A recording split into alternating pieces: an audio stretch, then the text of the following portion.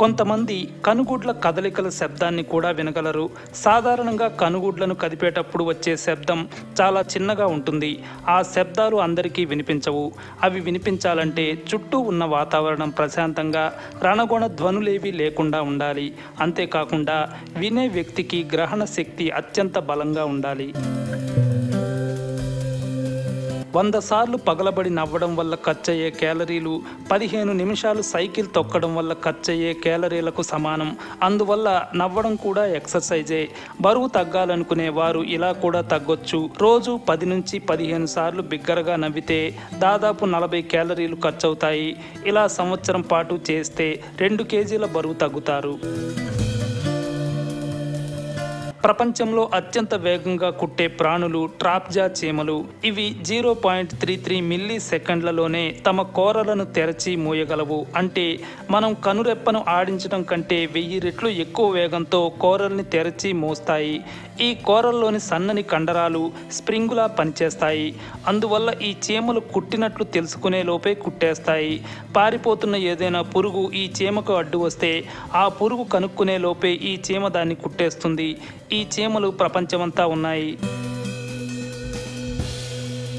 మనం తరచూ చూసేవి సాధారణ వర్షాలు. వీటిలో మరో 2 రకాల వర్షాలు కూడా ఉన్నాయి. అవి ఫాంటమ్ రెయిన్, ఫ్రీజింగ్ రెయిన్. వీటిలో ఫాంటమ్ రెయిన్ అనేది ఎడారుల్లో కనిపిస్తుంది. అంటే వాన చినుకులు నేలపై పడేలోపే ఆ వేడికి ఆవిరి అయిపోతాయి. దాదాపు వాన పడనట్లే. ఇక ఫ్రీజింగ్ రెయిన్ను అంటార్కిటికా, ఆర్కిటిక్ ప్రాంతాల్లో చూస్తాం. అక్కడ వాన చినుకులు నేలపై పడేలోపే ఆ చలికి గడ్డ కట్టేస్తాయి. ఈ సృష్టిలో మూలకాలను చూపించేందుకు పీరియాడిక్ టేబుల్ ఉంది. ఈ ఆవర్తన పట్టికలో 118 మూలకాలు ఉన్నాయి. నిజానికి ఈ సృష్టిలో 4000 దాకా మూలకాలు ఉన్నాయి. కానీ వాటిలో ముఖ్యమైనవి 200 లోపే ఉన్నాయి. ప్రతి మూలకాన్ని అందులోని పరమాణు సంఖ్య ఆధారంగా గుర్తిస్తున్నారు. అంటే న్యూక్లియస్లోని ప్రోటాన్ల సంఖ్య ఆధారంగా మూలకాల్ని విభజించారు. అయితే వీటిలో ధర్మాల ఆధారంగా 3 రకాలున్నాయి. అవి మెటల్స్, మెటలాయిడ్స్, నాన్ మెటల్స్.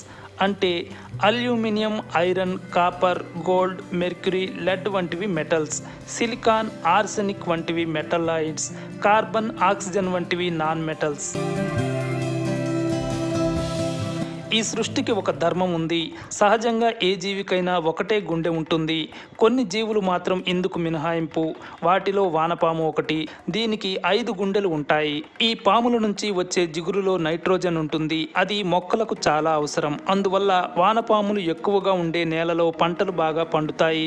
వానపాముల్లో 2700 రకాలున్నాయి. వీటికి కళ్ళు ఉండవు. అలాగే వీటికి తల తప్ప మరే భాగం కట్టయినా తిరిగి వచ్చేస్తుంది. ఈ భూమిపై అతి పెద్ద వానపాము దక్షిణ ఆఫ్రికాలో కనిపించింది.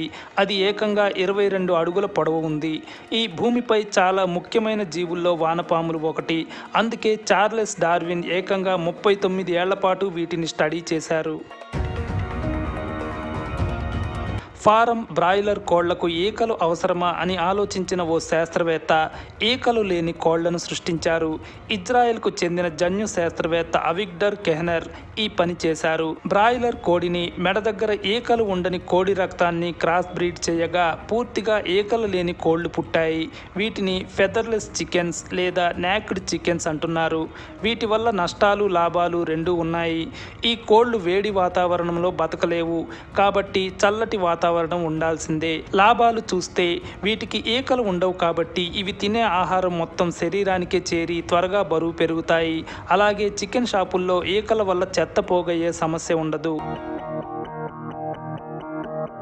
గ్రీన్ పైథాన్ ఏదైనా పెద్ద జంతువును మింగేశాక నెలపాటు ఆహారం తీసుకోదు. జంతువును మింగాక చెట్టుకు చుట్టుకుంటుంది. దాంతో జంతువు ఎముకలు విరిగిపోయి క్రమంగా అరిగిపోతాయి. ఇందుకు కొన్ని రోజులు పడుతుంది. మన సౌర కుటుంబంలో కొన్ని గ్రహాలు పూర్తిగా మంచుతో కప్పి ఉన్నాయి. చాలా ఉపగ్రహాలు కూడా అలాగే ఉన్నాయి. సూర్యుడికి అత్యంత దగ్గరగా ఉండే బుధ గ్రహంపై కూడా మంచు ఉంది. ఇదే విధంగా జీవం పుట్టేందుకు అనువైన ప్రదేశంలో తిరుగుతున్న భూమిపై కూడా మొత్తం భూమి ఉపరితలంలో 10% మంచు కప్పి ఉంటుంది. భూమి సూర్యుడికి ఇంకాస్త దూరంలో ఉంటే భూ ఉపరితలంపై భూమి కంటే మంచే ఎక్కువగా ఉండేది.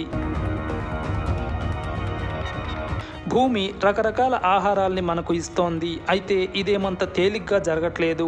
ఎలాంటి ఆహారమైనా సరే 1 కేజీ ఉత్పత్తి చేయడానికి భూమి దాదాపు 100 లీటర్ల నీటిని వాడుతుంది. అందువల్ల ఆహారాన్ని వృధా చేయకూడదు.